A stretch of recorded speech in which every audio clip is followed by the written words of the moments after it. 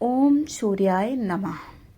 दोस्तों, क्या आपको भी आपके जीवन में बहुत सारी असफलताओं का सामना करना पड़ रहा है? क्या आपके भी पितृ आपसे नाराज हैं? क्या आपके ऊपर पितृ दोष लगा हुआ है, जिसके कारण आप जो भी कार्य करते हैं तो उसमें आपको निराशा हाथ लगती है? क्या आपके घर में भी धन नहीं ठहरता, परिवार में क्लेश बढ़ता ही जा रहा है और सुख समृद्धि घर में नहीं आ रही है, या फिर घर में आपके आसपास नकारात्मकता का माहौल बना रहता है, या आपके मन में नकारात्मकता की भावना बहुत ज़्यादा आती है? यदि ऐसा होता है तो दोस्तों, इस बार पितृपक्ष के दौरान आपको सूर्य को जल देते समय जल के लोटे में यह 3 चीज अवश्य डाल लेना है, जिससे आपकी समस्त समस्याओं का नाश होगा। क्योंकि दोस्तों, कई वर्षों के बाद यह पितृपक्ष के दौरान ऐसा योग बन रहा है और यह 3 योग मिलकर आपकी समस्त समस्याओं का नाश करेंगे। जैसे गुरु पुष्प योग, योग लक्ष्मी धन योग और गज केसरी योग बन रहा है, जिस वजह से यह दिन ज्योतिष दृष्टि से यह योग बहुत ही दुर्लभ संयोग से बन रहा है। इसलिए इस दिन आप पितृपक्ष में सूर्य को जल देने वाले लोग यह जल के लोटे में यह 3 चीज डालकर यह उपाय कर लेते हैं तो आपकी किस्मत ऐसी चमक जाएगी कि आपको विश्वास भी नहीं होगा। तो दोस्तों, वह कौन सा उपाय है, आइए जान लेते हैं। और दोस्तों, वीडियो में लास्ट तक बने रहिएगा। और आप लोग चैनल पर नए हैं तो वीडियो को लाइक कर दीजिएगा और चैनल को जरूर सब्सक्राइब कर दें और कमेंट में जय पितृदेव अवश्य लिखें। दोस्तों, अपने पितरों का आशीर्वाद पाने के लिए आइए जानते हैं क्या करना है। दोस्तों, पितृपक्ष में सूर्य देव को जल अर्पित करना बहुत ही ज़्यादा आवश्यक है, क्योंकि दोस्तों पितृपक्ष के दौरान काफ़ी लोग होते हैं जिनको लगता है कि पूजा पाठ भी नहीं करना चाहिए। तो जो लोग ऐसा करते हैं दोस्तों, वह बहुत बड़ी गलती करते हैं। पितृपक्ष के दौरान पूजा पाठ और भी ज़्यादा करना चाहिए, जिससे पितृपक्ष में हमारे पितरों को शांति मिलती है और वह हमारे साथ बैठकर भक्ति का आनंद लेते हैं। तो दोस्तों, पितृपक्ष में आप पूजा अवश्य करें। आइए जानते हैं वह कौन सा उपाय है। सबसे पहले प्रातः काल में उठने पर दोस्तों सूर्य देव का स्मरण करना चाहिए और उनका नमस्कार करना चाहिए। दोस्तों, यदि आप सुबह नहीं नहाते हैं फिर भी आप सूर्य नमस्कार कर सकते हैं। और दोस्तों, आप अपने छत से जहाँ से भी आपको सुबह प्रातःकाल सूर्य भगवान दिखें, आप नमस्कार करें। क्योंकि दोस्तों, उगते हुए सूरज को नमस्कार करना, प्रणाम करने से आपके जीवन में भी जो समस्या होती है उससे आपको बहुत ही जल्दी मुक्ति मिल जाती है और जल्द ही आपको सफलता भी प्राप्त होती है। और यदि आप सूर्य भगवान को जल अर्पित करते हैं तो दोस्तों बहुत ही अच्छी बात है। और जब भी आप सूर्य भगवान को जल अर्पित करें तो स्नान करने के बाद ही जल अर्पित करें। आइए जान लेते हैं कि सूर्य भगवान को जल कैसे अर्पित करना चाहिए। साथ ही दोस्तों, सूर्य भगवान को जल चढ़ाना बेहद शुभ होता है।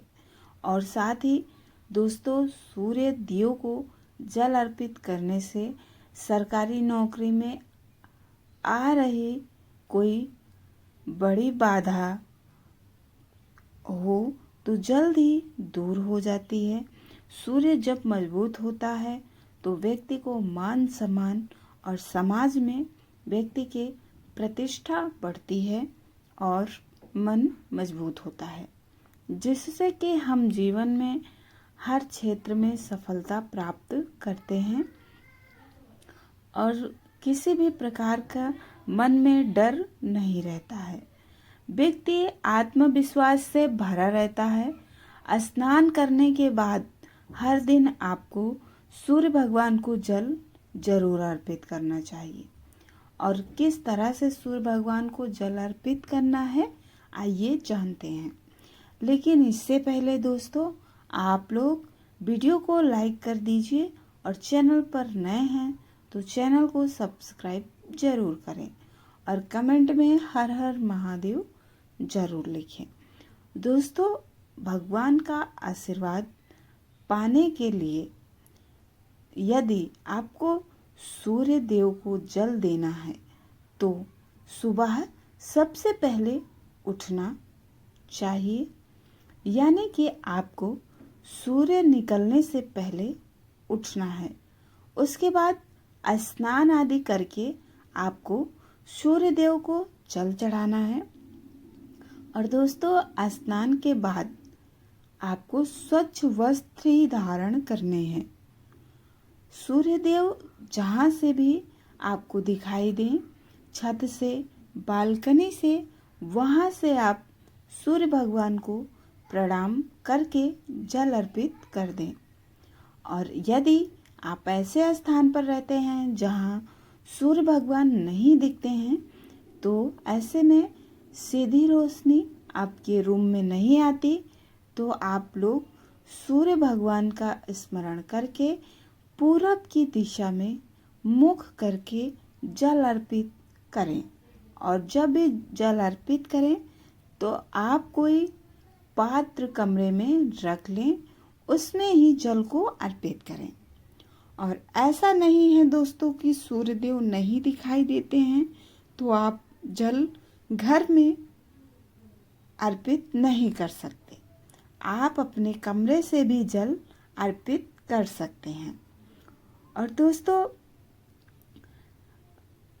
आप सूर्य मंत्रों का जाप करें और सूर्य भगवान का स्मरण करते हुए ओम सूर्याय नमः का जाप करते रहें। जल अर्पित करें दोस्तों। कमरे में जो पात्र आपने जल अर्पित किया है उसे आप किसी भी गमले में डाल दें। और ध्यान रखें कि तुलसी के पौधे के गमले में आप ना डालें जल को, और उस गमले में जल को नहीं डालें। अन्य किसी गमले में आप जल को चढ़ा सकते हैं। और दोस्तों, इस बात का भी ध्यान रखें कि सूर्य भगवान को जब भी आप जल दें तो तांबे के बर्तन से ही जल को चढ़ाएं और एकदम स्वच्छ जल भरकर ही जल अर्पित करना है। दोनों हाथों से पकड़कर आपको जल चढ़ाना है। और दोस्तों, इस बात का ध्यान रखें, जब भी आप जल सूर्य भगवान को अर्पित कर रहे हों तो आपका दोनों अंगूठा जल के पात्र में स्पर्श नहीं करना होना चाहिए। और साथ में जब धार दे रहे हैं तो उसके छींटे आपके पैरों पर ना पड़े। इसके लिए आपको क्या करना है, आइए जानते हैं। तो दोस्तों, ऐसे में आपको कोई बड़ा पात्र रखना है जो छींटे भी ना पड़े, तो वह पात्र में ही पड़े, आपके पैरों पर ना पड़े। और दोस्तों, ओम भास्कर नमः और ओम गायत्री मंत्र के द्वारा भी आप सूर्य भगवान को जल दे सकते हैं।